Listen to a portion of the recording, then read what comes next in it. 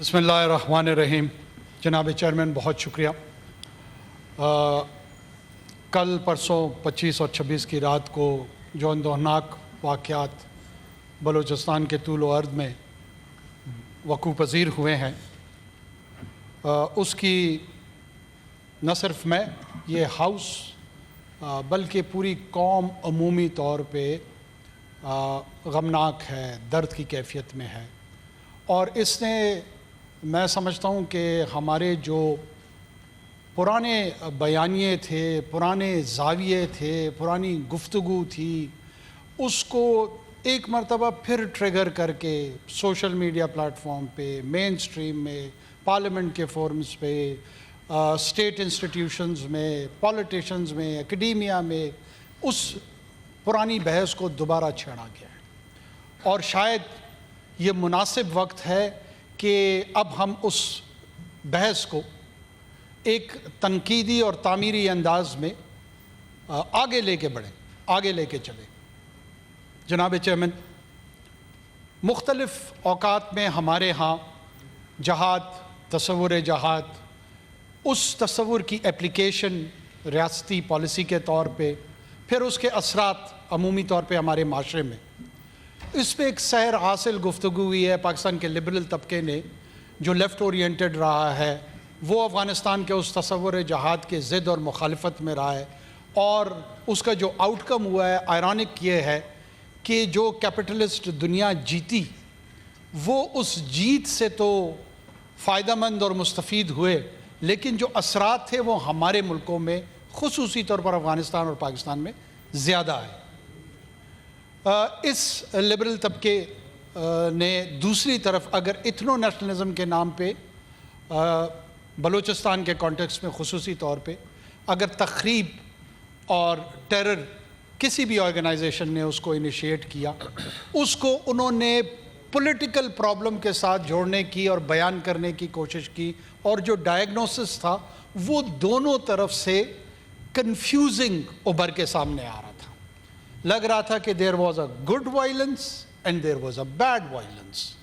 وہ وائلنس جس کی بنیاد ایک مذہبی تصور، ایک مذہبی عقیدے کی بنیاد پر ہو، اور چونکہ ایک انٹرنیشنل انوائرمنٹ بھی ایسی بن چکی تھی جہاں پہ entire international establishment religious violence کو کنڈیم کر رہی تھی اور اس کو کنٹین کرنا چاہ رہی تھی، تو یہ آوازیں اپنے آپ کو مین سٹریم اور مضبوط سمجھ رہی تھی۔ ساتھ میں ظاہر ہے جس طرح کے ہمارے اوپر اثرات پڑے ہماری سیاسی قیادت پہ، ہمارے لا انفورسمنٹ ایجنسیز پہ، اس نے مزید تقویت بخشی، لیکن بلوچستان کو خصوصی طور پہ اس سے علیحدہ کر کے دیکھا اور سمجھا گیا۔ مجھے بڑی خوشی ہو رہی ہے آنریبل کولیگ نے یہاں پر وائلنس کو سمیٹا ہے اور یہ میسج کنوے کرنے کی کوشش کی ہے کہ اسٹیٹ ہوڈ میں، اسٹیٹ بلڈنگ میں، انسٹیٹیوشن بلڈنگ میں وائلنس کا پروگیٹو جو ہے، اس کی مینجمنٹ کا اختیار جو ہے وہ صرف ریاست کو ہوگا۔ یہ ویسٹفیلین کانسیپٹ آف اسٹیٹ میں ریاست پاکستان کے پاس اختیار، ریاست ہندوستان کے پاس، ایران کے پاس، یونائٹڈ کنگڈم کے پاس، امریکہ کے پاس، سب کے پاس یہ انہیرنٹ رائٹ ہے کہ اپنی ٹیریٹری میں وائلنس کا مینیجر وہ خود ہوگا۔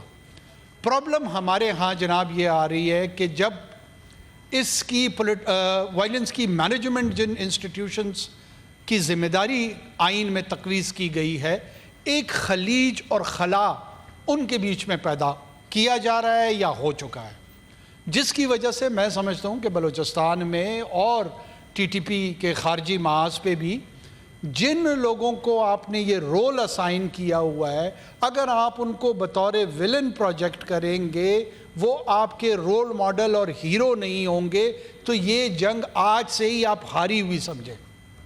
اس جنگ کی جیت کی ابتدا یہ ہے کہ اس شخص کو اپنا محافظ، اپنے گھر کا محافظ، اپنے محلے کا محافظ، اپنے صوبے کا محافظ، اپنے ملک کا محافظ تسلیم کرے، اور تسلیم کرنے کے ساتھ ساتھ جو لا فیئر کی ضرورت ہے وہ قوانین کی صورت میں ان کی ہیلپ کرے، ایکوپمنٹ کی صورت میں ضرورت ہے وہ اس کی ہیلپ کرے، فائنینس ارینج کرنے ہیں, بیانیہ بنانا ہے, یہ تمام ملٹی پرونگ اسٹریٹجی کی جنگ ہے. دس از اے نیشنل وار. یہ فرنٹیئر کور کی, پاکستان ملٹری کی, آئی ایس آئی کی, ایم آئی کی, آئی بی کی کوئی آئسولیٹڈ لڑائی نہیں ہے. کیوں نہیں ہے جناب؟ جو یہ ٹیررسٹ ہے, میں بلوچ ٹیررسٹ کی اور خارجیوں کی طرف بھی آتا ہوں, انہوں نے آپ کے ریزالو پہ کام کر رہے ہیں کہ آپ تھک ہار کے یہ لڑائی ترک کر دیں, اور پنجاب کے صوبے کے جو رہائشی ہیں اور جو باسی ہیں ان کو خصوصی طور پہ نشانہ بنانے کا مقصد یہ نہیں ہے کہ یہ لڑائی بلوچ ورسز پنجابی کی ہے. میں قطعاً یہ تسلیم نہیں کرتا ہوں. اگر یہ صورتحال یہ ہوتی کہ ان ملیٹنٹس نے فیصل آباد فتح کرنا ہوتا, سرگودا فتح کرنا ہوتا, پھر تو یہ پنجابی ورسز بلوچ بات شاید میری سمجھ میں آ جاتی. ان کا مطمع نظر اتنا ہے کہ جس ریاست پاکستان کے نام میں یہ جڑے ہوئے ہیں اس ریاست کو توڑنا ہے اور اس سے ایک نئی ریاست کی تشکیل دینی ہے, اور وہ اس کے کسٹوڈین میں لیڈ سمجھتے ہیں کہ شاید پنجاب کے رہائشی اس کو زیادہ اون کرتے ہیں. جہاں انہیں کوئی بلوچ نظر آتا ہے, جیسے پرسوں محمد ظاہر محسنی, ان کی شہادت کلات میں کی ہے, وہ پنجابی نہیں تھے, وہ نسلاً بلوچ تھے, پیور بلو بلڈڈ بلوچ تھے, لیکن چونکہ وہ ریاست پاکستان کے ساتھ کھڑے تھے, وہ پشتون جو ریاست پاکستان کے ساتھ, سرائکی, سندھی بولنے والے جو بھی لوگ اس کے ساتھ جڑے ہوئے ہیں, ان پہ یہ حملہ آور ہوتے ہیں. جناب چیئرمین, ہمارے ہاں اس پہ ایک سنجیدہ بحث ضرور ہونی چاہیے. میرے خیال میں نیشنل سیکیورٹی کمیٹی کو کانسٹیٹیوٹ کر کے ہر پارٹی کی نمائندگی دے کے وہاں پہ ان ہاؤس ایک ڈیٹیل ڈسکشن ہونی چاہیے. دو بیانیے آپ کے سامنے نظر آتے ہیں ہمیشہ, جو اپیزمنٹ کرتے تھے مذہبی بنیاد پہ, وہ بھی ہمارے ہاں یہ آرگو کرتے تھے کہ جناب آپ کو ٹی ٹی پی سے یا جو مذہبی شدت پسند ہے ان لوگوں کے ساتھ گفتگو اور ڈائلاگ کا راستہ اپنانا چاہیے, اور دوسری طرف ایک طبقہ جو ہے وہ طاقت کے استعمال پہ زور دیتا تھا. میں اپنی ناچیز رائے, ہمبل اوپینین میری یہ ہے کہ یہ دونوں ٹولز ہیں, ڈائلاگ بھی اور اپلیکیشن آف فورس بھی with the state. And result کیا ہے اس پہ کوئی بات نہیں کر رہا. آخر میں ڈائلاگ کی اپلیکیشن سے کیا چاہتا ہوں کہ اینڈ رزلٹ کیا ہو, یا اپلیکیشن آف فورس سے میں کیا حاصل کرنا چاہتا ہوں. جب تک ہم ان سٹیٹڈ گول کو واضح نہیں کریں گے اور اس کے لیے اسٹریٹجی ڈیزائن نہیں کریں گے, ڈیولپ نہیں کریں گے, بسا اوقات اس میں اپلیکیشن آف فورس آپ کو سوٹ کرتی ہے, ہیلپ کرتی ہے, اور بسا اوقات نیگوسیشن کو بھی آپ ایک جنگی حکمت عملی کے طور پہ اس کو استعمال کرتے ہیں, پرووائڈڈ دس کہ آپ کا اسٹریٹجک گول کلیئر ہو. یہ لوگ خارجی پاکستان میں کیا چاہتے ہیں؟ یہ پاکستان کی جغرافیہ کو تو تبدیل نہیں کرنا چاہتے ہیں, پاکستان کے پورے نظام کو ہی تبدیل کرنا چاہتے ہیں. یا جغرافیہ بدل دینا یا نظام بدل دینا, میرے نزدیک یہ دونوں ایک ہی ایول کے مترادف ہیں. ایک فرد واحد کی یہاں پہ حکومت قائم کر کے ایک امیر المومنین ڈکلیئر کروا کے جو ہماری طرز زندگی ہے اس کو تبدیل کرنا چاہتے ہیں. اللہ کے فضل سے میں اپنے آپ کو کسی بھی خارجی, کسی بھی ٹی ٹی پی, کسی بھی ٹی ٹی اے سے بڑا مسلمان سمجھتا ہوں. اگر بڑا مسلمان نہیں ہو تو جتنا مسلمان, الحمدللہ. مجھے کسی مکتب فکر کی, کسی مسلک کی, کسی صوفی کی, کسی پیر طریقت کی, کسی عالم کی سرٹیفیکیشن کی ضرورت نہیں ہے کہ میرے ایمان کا سطح کیا ہے. یہ قرآن کے روح سے اس کی جو باز گشت پوچھ گچھ ہونی ہے وہ آخرت میں حق تعالیٰ کی ہستی نے خود کرنی ہے. جو حق, جو اختیار اللہ کا ہے, وہ حق بندے کو کسی صورت نہیں دیا جا سکتا. کسی بندے کے پاس یہ حق نہیں ہے کہ وہ میرے دل کی, میرے نیت کی اکاؤنٹیبلٹی کر کے مجھے یا پینلائز کرے یا مجھے ریوارڈ کرے. دوسری بھی جانب جہاں پہ کچھ دوستوں نے کہا کہ پولیٹیکل انسٹیبلٹی کی وجہ سے, دیکھیں میں اس اہم موضوع کو جو پولیٹیکل پولرائزیشن اس وقت ملک میں یا کرافٹڈ ہے یا جینون ہے اس کی نظر نہیں کرنا چاہتا. یہاں پہ 2018, 2013, 2008, 2002 بلوچستان میں یہ مسئلہ 2024 میں سلگ رہا ہے. یہ مسئلہ ہے کیا؟ یہ جو اسٹیٹڈ ملیٹنٹ ٹیررسٹ آرگنائزیشن ہے، میں دوستوں کو اکثر کہتا ہوں کہ ان کی وکالت اور وضاحت دونوں کی ہمیں ضرورت نہیں ہے. وہ اپنی وکالت بھی خود کر سکتے ہیں، وہ اپنی وضاحت بھی خود دیتے ہیں. ان کی اسٹیٹڈ پوزیشن جناب چیئرمین قطعاً یہ نہیں ہے کہ آپ نے یہاں کے سیاسی حقوق غصب کیے ہوئے ہیں، یہاں کے الیکشن ٹھیک ہوئے ہیں یا نہیں ہوئے ہیں، یہاں کے اکنامک رائٹس اور پولیٹیکل رائٹس وائلیٹ ہوئے ہیں. وہ کہتے ہیں ہماری علیحدہ شناخت ہے، آپ میری سرزمین پہ قابض ہو، آپ مقبوضہ پاکستان کو ریپرزینٹ کرتے ہو. اور یہ لوگ کون ہیں؟ یہ 1% لوگ ہیں. اگر یہ 1% لوگ نہ ہوتے اور ان کے پاس large section of Baloch society ہوتی تو یہ آرمڈ گولی بلٹ کا سہارا نہ لیتے، یہ بھی بیلٹ کی طرف آتے. یہ بیلٹ کی طرف اسی لیے نہیں رہے ہیں کہ ان کو پتہ ہے کہ بیلٹ میں سپورٹ بیس ان کو میسر آنی نہیں ہے. جناب چیئرمین، ان تمام گروہوں کے ساتھ ایک ویو یہ آتا ہے کہ ہمیں وہاں پہ ڈائلاگ کی انگیجمنٹ کرنی چاہیے. میں بیسٹ انٹرنیشنل پریکٹسز کا جو پبلشڈ ڈیٹا ہے، جو کتابیں انسرجنسیز پہ پڑھائی جاتی ہیں، ان کا حوالہ دیتے ہوئے جس صاحب کو شوق ہے وہ مجھ سے رابطہ کر لے، میں حوالہ دے دوں گا. پوسٹ سیکنڈ ورلڈ وار میں انسرجنسیز جتنی ہوئی ہیں دنیا میں، ان میں 36% انسرجنٹس جیتے ہیں اور 38% ریاستیں جیتی ہیں. Weather somebody likes it or not، فیصلہ اس ہار اور جیت کا بیٹل گراؤنڈ پہ ہوا ہے. جو نیگوسیشن اور ڈائلاگ ہوتی ہے وہ پوسٹ کانفلکٹ ہوتی ہے. جب ہم بدقسمتی سے 1971 میں ہار گئے تو قادر ملا نے اپنی بندوق قدم میں مجیب کے رکھی، جو مکتی بانی کا ہیڈ تھا. نیگوسیشن اروڑا کے ساتھ یہ ہو رہی تھی کہ کتنے قیدی ہوں گے، چھوڑنا ہے نہیں چھوڑنا ہے، کیا کرنا ہے. Recently when Americans decided to abandon Afghanistan، اس abandonment کے سینس میں they started negotiating.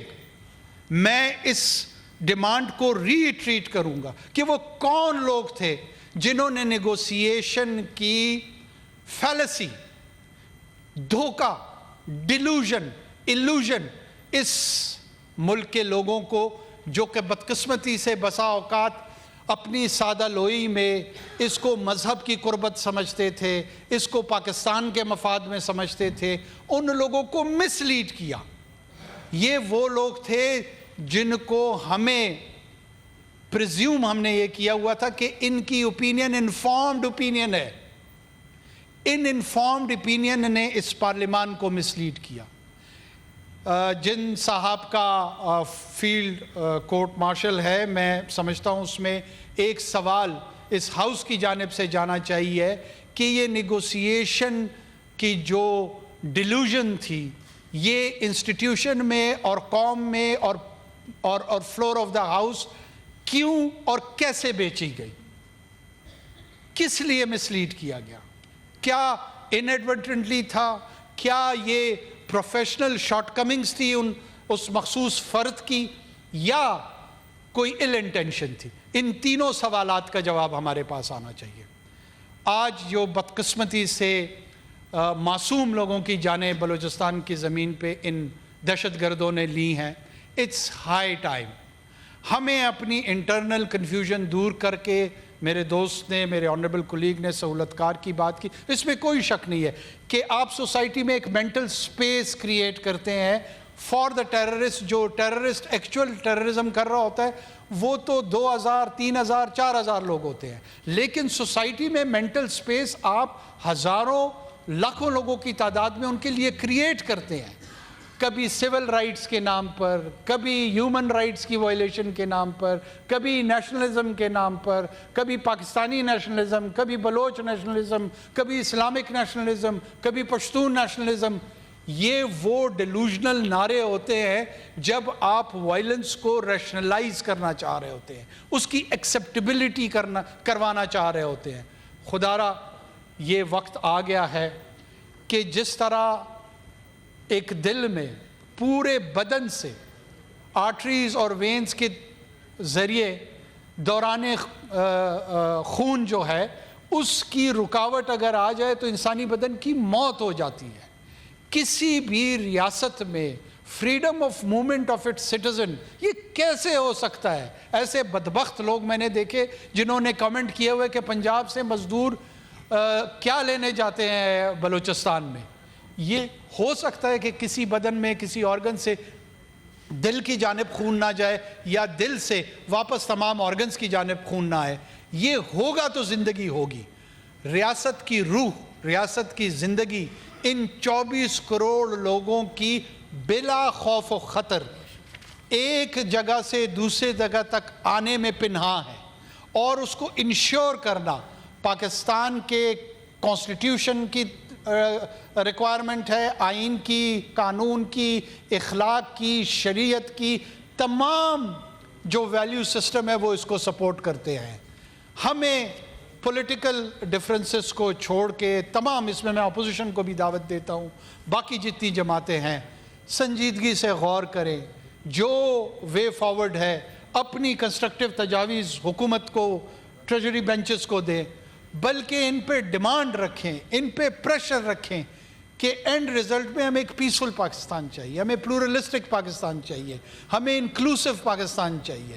یہ سوشل ویلیوز سیٹل ہوں گی تو ہماری جو ٹرانزیشن ہے ڈیموکریسی کی ٹورڈ سیٹل ڈیموکریسی، وہ سفر بھی انشاءاللہ ہم کریں گے اور ضرور کریں گے. لیکن پہلے یہ بنیادی سوالات جو سوسائٹی کے ہیں ان کو ایڈریس کرنا ضروری ہے. اگر ہم یہ نہیں کریں گے جناب چیئرمین، تو بڑی تکلیف کے ساتھ مجھے یہ کہنا پڑ رہا ہے کہ پھر شاید داستان نہ ہوگی ہماری داستانوں میں. اللہ کرے اس سچویشن سے پہلے ریئلائزیشن ہمارے ہاں آئے، اور مجھے کامل یقین ہے آپ جیسے باقی زعماء مختلف سیاسی جماعتوں کے ہیں. میں کل ایک پریس کانفرنس میں محمود خان اچکزئی صاحب کو سن رہا تھا، ان جیسے لوگ، بہت مفید بات ان لوگوں نے کی کہ ایک سنجیدہ ڈیبیٹ شروع کریں.